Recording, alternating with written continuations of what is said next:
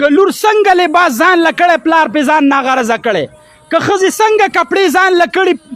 خاوند پې ځان ناغرضه کړی دا کومه لوپټه چې په سر باندې ده چې ویښته پکې ښکاري دا د ښځې دا عورت دی مونځ پکې نشي کولی د پردو نارینو نظر پې باندې لګي د پردو نوجوانانو نظر پې باندې لګي داسې لباس یې اچولی مایلاتون ممیلاتون ځان بل ته مایله کوي حدیث کې راځي خلک ځان ته مایله کوي او پلار غږ نه کوي خاوند غږ نه کوي رور غږ نه کوي ښې په خور باندې نظر دی خو غږ نه کوي زمارونو تاسو سوچ وکړئ چې دا معاشره به کم طرف ته ځي نو که دا نن د نکاح تقریب دی او دا پروګرام پې باندې جوړ دی نو دغه شان پروګرامونه جوړول پکار دي او که داسې پروګرام نه وي نو کم از کم د غیر شرعي کارونو نه د مخلوط ودونو نه چې الکان او جینکۍ ګډوډ په کور کې ګرځي د پردې ماحول نشته دی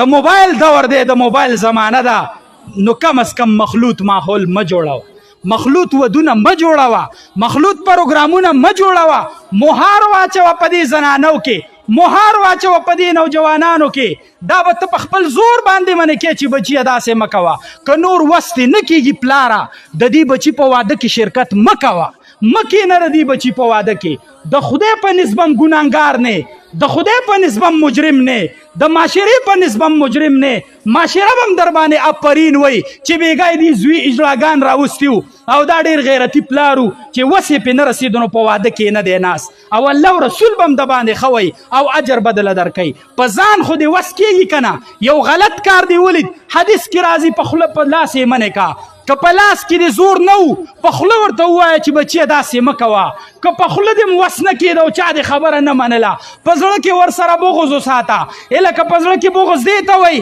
چې هغې ژړاګان راوستي او تور سره په کرسۍ ناستې دې ته بغض وایي دې ته زړه کې بغض نه وایي کم از کم بغض دا دی چې په هغه پروګرام کې مه کښېنه د هغې نه بایکاټ وکړه او نبي علیه السلام وایي دا د ایمان کمزورې درجه ده ته ووایه چې نن موږ د ایمان د کمزورې درجې نه پریوتي که نه پریوتي پریوتي د کمزورې درجې نه موږ او تاسو پریوتي نو زما ورونو ودونه په بهترینه طریقه باندې وکړئ دا د نبي علیه السلام سنت دی سبا به د زمانې نه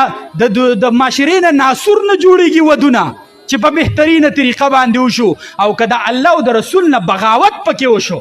الله او رسول دې پکې خفه که باغي شولې نو ته به چېرته د خوشحالۍ مخ ویننې ته به د تباهۍ سره مبتلی د موبایل بل نقصان درته ویم غټ نقصان کتابونو کې دا راځي چې کم نوجوان واده په دې نیت وکړي که نه چې زه خپل نفساني خواهشات ساړه کمه نو وی د واده سره به د نفساني خواهشات کمیږي نه نور به هم سیوا کړي ای مسلمان زنانه ستا خو دا مقام دی تاله خو اسلام د هیرې او د لال او د جوهر مقام او مرتبه در کړې ده ای مسلمانې خورې دا ته کم طرف ته لاړلې دا خو د انګریز معاشره ده د انګریز په معاشره کې د زنانه مقام ختم دی هلته د زنانه عزت ختم دی زنانه به د انګریز په معاشره کې به هغه ګرځي ځان له به په خپله میړه ګوري ځان له به په خپله خاوند ګوري د مسلمان په معاشره کې پاک دامن او حیاداره بیبي په دې باندې به جرګې کېږي مشران به راځي سپینګیري به راځي زنانه به راځي او تا به په حیا او په عزت باندې غواړي چې په یوه جرګه دې ونه غواړي درې به بیا راځي چې په دریو دې ونه غواړي شپږ جرګې به بیا راځي ډېر په عزت باندې ډېر په حیا باندې به دې د پلار د کور نه بوځي او د دنیا پروتوکول به درکوي هلته به عزت درکوي په خاوند دې درله مقام او مرتبه ایښې ده دلته ستا خرچه ستا په پلار باندې ایښې وه ستا په رور باندې ایښې وه کله چې واده شوې ستا ټوله خرچه ستا کمره ستا کور ستا پیزار ستا کپړې دا تمام اخراجات الله په خاوند باندې کېښوده چې ته به د کور دننه د چاردیوارۍ دننه د حیا او د عزت زندګي تیرې پاک دامنه زندگی به تیرې پردو سړو ته به نه ګورې د پردو سړو سره به مل ملاپ نه کې د خاوند د عزت به خیال ساتي باقي تمامه خرچه دا ستا الله په خاوند باندې کېښوده ستا د کور خرچه ستا د کپړو خرچه ستا د نان نفقې خرچه ستا د بچو خرچه دا الله جل شانه په خاوند باندې کېښوده نو ای زنانه تاله خو اسلام ډیر لوی مقام درکړی، تاله خو اسلام ډیره لویه مرتبه درکړې ده. دا د یورپ خلک وایي که نه، او زمونږ په معاشره کې چې کوم د یورپ نه متاثره خلک دي هغوی وایي که نه اسلام کې تنګ نظري ده. اسلام کې څه ده؟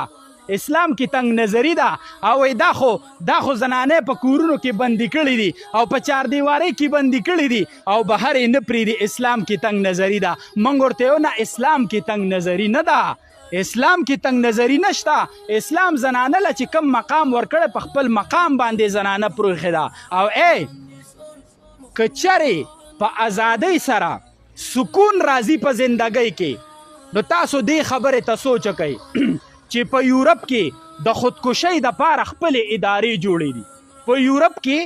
د یورپ په هر یو ملک کې د خودکشۍ دپاره خپلې ادارې جوړې کړې. قسم په خدای اوس غټې ښځې په ګاډو کې ولاړې، لکه ولاړې که نه ولاړې،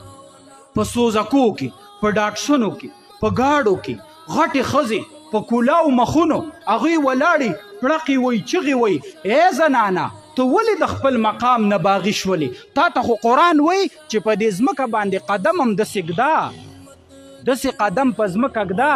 چې ستا د پیزار اواز، ستا د پیزار کړپارې، ستا د پیزار شور دا پردې نارینه وانوري. ته داسې سینډل مه پخپو کوه، د داسې تلو والا پیزار مه پخپو کوه چې ته په ځمکه روانې او د دې نه کړپارې اواز خیږي او د پردي نارینه په تا باندې نظر شي. د چا سره چې ډېرې پیسې که نه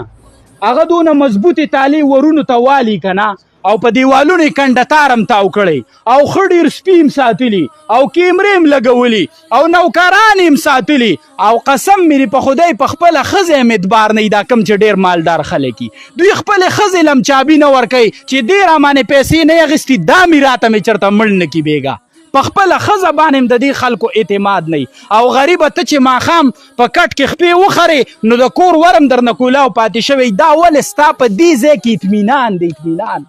ستا په دې ځای کې سکون دی، ستا په دې ځای کې چین دی، چین د حقه وجې نه ته د څه پروا نه ساتې، دا غم او دا فکر در سره نشته. مخکې چې به چا خودکشي کوله په یورپ کې نو هغه به چېرته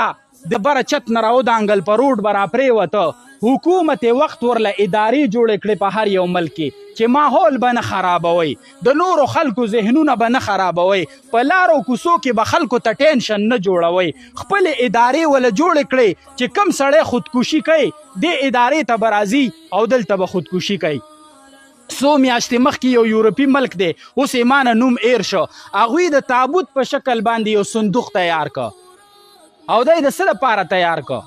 اوې ډېر اشتهارات یې وله وکړه، ویډیوګانې ترې وکړلې، یو میاشت د هغې صفتونه نه ختمېده. ما چې وکته مال چې دا څه بلا ده، دا څه بلا ده چې د دې دا یورپ دومره صفتونه کوي. د هغې پوره ډیټیل چې ما وکته نو هغې کې لیکي چې دا د خودکشۍ دپاره پلاني ملک داسې یو مشین تیار که